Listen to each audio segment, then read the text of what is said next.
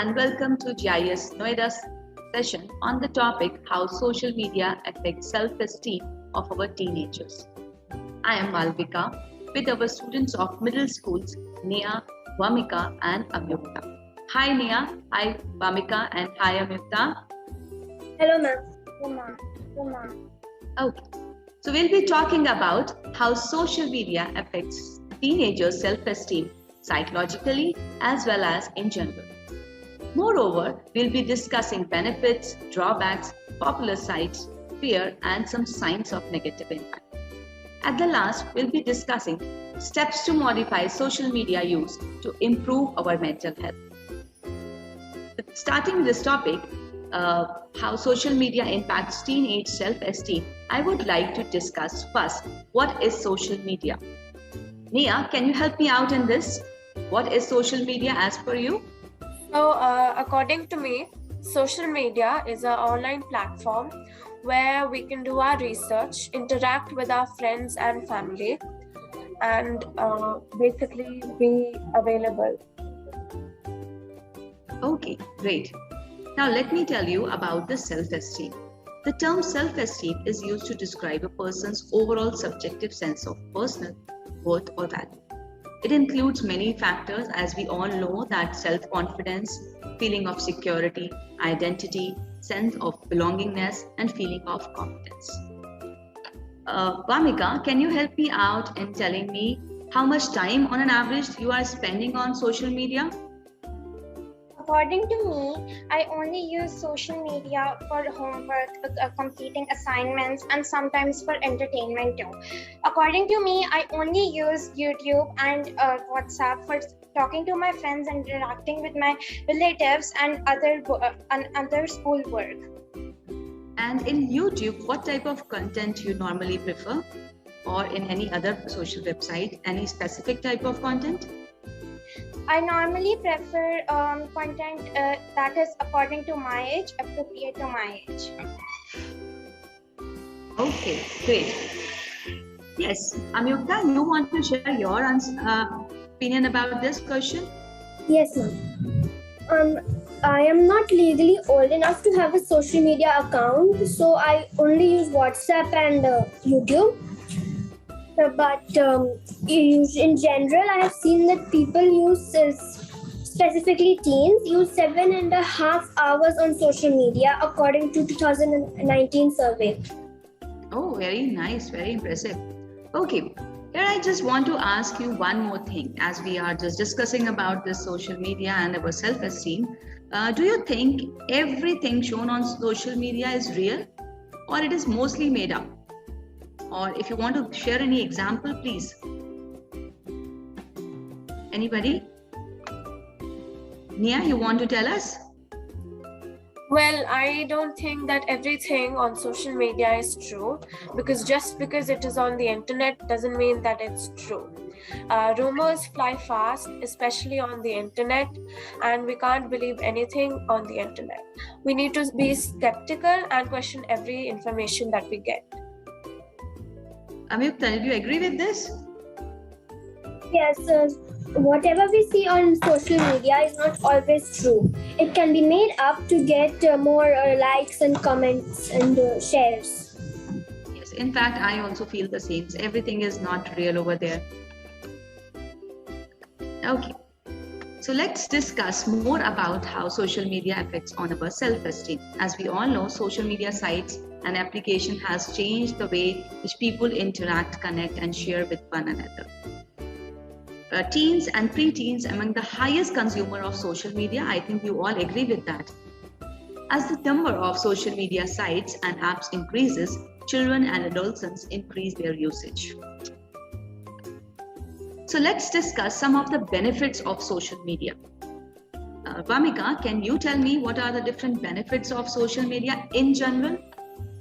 In general, there are various types of benefits related to social media.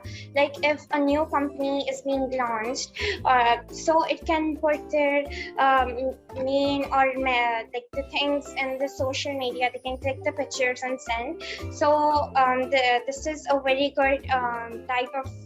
So we can always launch our items in that. Yes, we can use it as a marketing purpose. Very nice. Staying connected to friends is another thing which everybody enjoys. Meeting new friends with shared interest, finding community and support for specific activities. Specifically, when you log into Facebook or any other account, you have different types of communities are over there. So just according to your preference or your choice, you can easily join that. Sharing artwork or music or any other activities if you want to. Every coin has a flip side. So there are some drawbacks also. Nia, can you share some drawbacks or what you feel that what are the disadvantages you observe while using social media? Well, some of the drawbacks of internet or social media are that it leads to cyberbullying, and blackmailing, plagiarism, etc. All this happens because of oversharing, and this is a result of not being laid down rules by the parents. Right. And Amyukta, what about you? Do you feel that any of the drawbacks while using social media? First one is that it interferes with our sleep and homework and all the family activities that we do. And also, then not all the content on social media is appropriate for our age. And also, there are even chances of being hacked by hackers. Yes, exactly. There are some exposure of harmful or inappropriate content. And as you all said, that there are dangerous people, cyberbullying, and sometimes we fear of oversharing of our personal information. Yes, these are the things which we normally prefer. So let's discuss some popular social media sites. Anybody wants to discuss what are the popular social media sites you normally visit? The most popular ones are Facebook, Twitter, Instagram, Snapchat, WhatsApp, and YouTube. But the sites that I only use are WhatsApp and YouTube, as the content of the other sites may not be appropriate for my age. Okay, great. Bhamika, you want to share? In general, there are Instagram, Twitter, YouTube, and Snapchat, WhatsApp, etc. Okay. Any other? Yeah. Personally, I can relate to both Satya and Bhamika because YouTube, Instagram, Snapchat, they are all famous platforms that everybody these days visit. But mostly I visit WhatsApp and YouTube because I'm not of that age yet that I use other platforms. Right. Let's move to the another part of the session, that is role of social media on students' mental health. In today's world, many of us rely on social media platforms for Facebook, Twitter, Snapchat, YouTube, Instagram to find and connect with each other, while each other has its own benefits and impacts. It's important to remember that social media can never be replaced with a real-world connection. It requires in-person contact with others to trigger the hormones that elevate stress and make you feel a little happier, healthier, and more positive. If you are spending an excessive amount of time on social media and feeling of sadness, dissatisfaction, frustration, or loneliness are impacting your life, I think it's the right time you should re-examine your online habits as well as find a healthier balance for it. Here, we can discuss that what's the actual difference between good content and bad content on social media. If you all agree, then which type of content children of your age should be used? Any of you wants to give the answer of this? The content they should see is like when we are talking about friends, like what we do in our daily activities. If you take an example of WhatsApp, we can talk about our daily activities, what we do, our homework and assignments. And if we are using Facebook, we can use it to learn new things about other people. Like if someone is from a different country, we can learn about their culture and their traditions they follow. Okay, great. Yes, Neha? Personally, I think that on like Netflix, if we take that as an example, there are certain age groups that tell us that what content is going to be in that series or particular movie that we are going to watch. So that tells us that if it's bad for us or it's good for us or it's appropriate for us. Okay. Very nice. Bhamika, you want to share? Personally, it's the same. I agree with both Sati and Nia that bad content can be exposing too much yourself or putting too much information on the internet that is not needed, whereas good can be defining different cultures and learning about cultures, because social media also helps us to understand different cultures without going to that city or country. Right, exactly.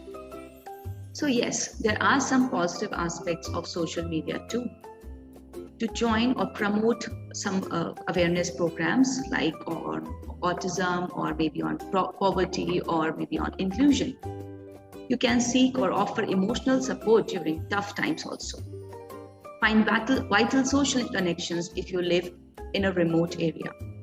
Find an outlet for your creativity and self-expression. You have an open platform. I heard so many of the students actually have their own YouTube channel where they normally post their creative work. Discover sources of valuable information and learning that can be used as for your learning purpose, and it can be used as an academic purpose also. So here I would like to also discuss, what do you actually enjoy in this artificial world of social media? What do you really feel that's the best part of the social media? Sharing our experiences is something many of us do on social media. We enjoy sharing our memories, accomplishments, and our passions with the world, and in particularly through photos and videos. When people that you admire share their experiences, it can spur you to do the same. For example, it can help individuals connect and deepen the relationships. Social media also encourages students to learn and grow, and it can empower businesses to build their audiences and boost their bottom line. Okay, great. Amyukta? The only part that I like about social media is that during the pandemic time, all of us were locked inside our houses and could not communicate with our friends and relatives. Social media was a great help at that time. We could communicate with our friends and family without the need of physically being in front of them. In general, we use social media and enjoy using it because it makes us feel included or in a community. Because no one likes to be alone. And we all have our moments that desire me time, but in general, we want to belong. And that is why we join groups or organizations. And some people also like to use it because they want their own voice. Many of them, they feel voiceless. But through social media, we can say what we want with a chance of being heard. I have friends who are shy in person, but you would never know it from how they interact on WhatsApp or Discord. Right. As we discuss this, now we should also discuss that, have you ever come across with any fears while using social media? Yes, I have a fear. My fear is the uploading of the content. Some content we upload may not always be polite or gentle for the viewer, and the content we send can also be used against us in cyberbullying. Also, there are certain sites which lead children into wrongful doings. There is also a fear of over-friendly strangers who are looking for vulnerable children to do inappropriate work for them. Okay, great. Yes, Vamika? In general, when it comes to social media, a lot of individuals and companies are quite afraid. Fear of the unknown, fear of lack of privacy, and negative response. When we see other social media users highlight reels, we often experience a fear of missing out, or FOMO. FOMO is describes the anxiety we feel when it seems that others are having rewarding experiences without us. FOMO isn't exclusive to social media, but browsing social media sets up for experiencing it. For example, there are some of these peoples who have came across fears while using social media. I'll waste time and money. Nobody likes to waste time or money. I don't know what to do. I'll post the wrong thing. Sales people will steal our customers, etc. Okay. I haven't really come across any fears because I don't use social media that much. But I have a friend. She has a fear of watching series, and that sounds weird, but it's actually really practical because when you watch series, you can't finish it in a day, so you keep on watching it, and that it interferes with the concentration. Right. Okay, as we discussed few of the fears of social media, now we are moving to the another part, that is negative aspects of social media that impact self-esteem of teenagers. The very first thing I would like to discuss, that is lifestyle comparison. It happens normally that even if you know that images you are viewing on social media are manipulated, they can still make you feel insecure. Another thing is body image. I think we discussed a lot about body image during our class also. Body image refers to your perspective of your body appearance and how it compares to society standards. A negative body image can cause unrealistic expectation of how your body should look and could lead to unhealthy behaviors like disorder of eating. Another point is isolation. And the most popular point is depression and anxiety. Many human beings need face-to-face contact to mentally healthy. Nothing reduces their stress and boosts your mood faster or more effectively than your eye-to-eye contact. With some who cares about you, the more you prioritize social media interaction over in-person relationship, the more you add at risk of developing mood disorder such as anxiety and depression. There is another few points that is very important for all of us to understand, that is self-absorption. Sharing endless selfies and all your innermost thoughts on social media can create you an unhealthy self-centeredness and distance you from a real life connections. Another point is attention span that we just discussed through Nia. And then comes to our academic performance. Obviously, if we focus too much on social media, our attention span would be less. And due to that, we have low academic performance as well. As Vamika said, there is a chance of feeling of missing out. When we watch too much social media, it happens with all of us. Now, here are some important points. That's how is the excessive use of social media impacting your mental health. When we upload some content on social media, not all the comments may be positive. Many comments are hurtful, and we tend to take it to the heart. We feel depressed and want to be isolated from our friends and family. Many people also get jealous from the content sent by other users and do wrong things to get more likes and positive comments. A study of a university in Pennsylvania says that a researcher looked at 143 undergraduates randomly assigned into two groups. The first set was asked to limit Facebook, Instagram, and Snapchat to 10 minutes per platform per day, while the second was asked to continue their social media as usual for 3 weeks. The limited group showed significant reductions in loneliness and depression during those 3 weeks over the group that continued using social media. Okay, nice, Pachi. Yes, Tia. I want to state my point using an example. If the example is that if you post a picture hoping to receive likes or comments and we don't get the feedback you desire, you may feel disappointed. You may also experience distress when comparing your posts to other people's. And all of this can lead to low self-esteem, distraction from other tasks, and even feelings of anxiety or depression. Right. Well, I do not use that much of social media, but in general, the excessive use of social media are a lot in number. However, multiple studies have found a link between heavy social increased risks for depression, anxiety, and loneliness, self-harm, and even suicidal thoughts. Social media may promote negative experiences such as inadequacy about your life or appearance. The damage that social media can do to people's mental health, particularly teenagers, is increasing a concern for parents and policymakers.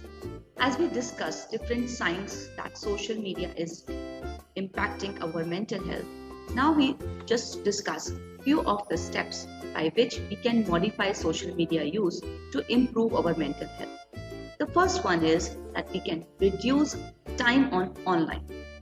Use an app. We can just track our time, that how much time we are spending on each social media sites. We can turn off our phone at certain time of the day. We can just ignore phone on table or bed. We disable social media notifications, and we can limit checks also. We can try removing social media apps from your phone if it is unnecessary. The second step is that you can change your focus. Instead of spending time on social media, you can just invite your friends, go for a coffee, or if you are feeling a little lonely or you are feeling a little depressed, you can go and take a walk, or if you want to play something, you can just go for that. Third step is you can spend more time with your offline friends. Instead of spending time on online games and online interaction, you can just call your friends at your place and meet them. You can even plan some get-together at your place. The next and final step is you can express gratitude. Take time for reflection. Try keeping a gratitude journal, or you can just write something nice about yourself and for others. You can practice mindfulness. You can voluntarily help others for some social cause. Here, I would like to discuss that what role is social media playing in your overall success?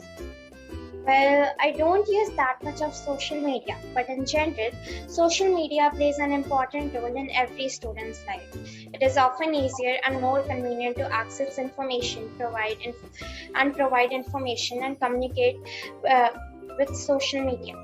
Tutors and students can be connected to each other and can make good use of these platforms for the benefit of their learning and teaching. For example, social media serves the purpose of making it easier for consumers to find out and distribute information about different brands, products, and services. A significant percentage of customers that relies on the internet to search for products have discovered specific companies through social media. Okay, and Amyukta, what about you? Social media is typically used for social interaction and access to news and information and decision making.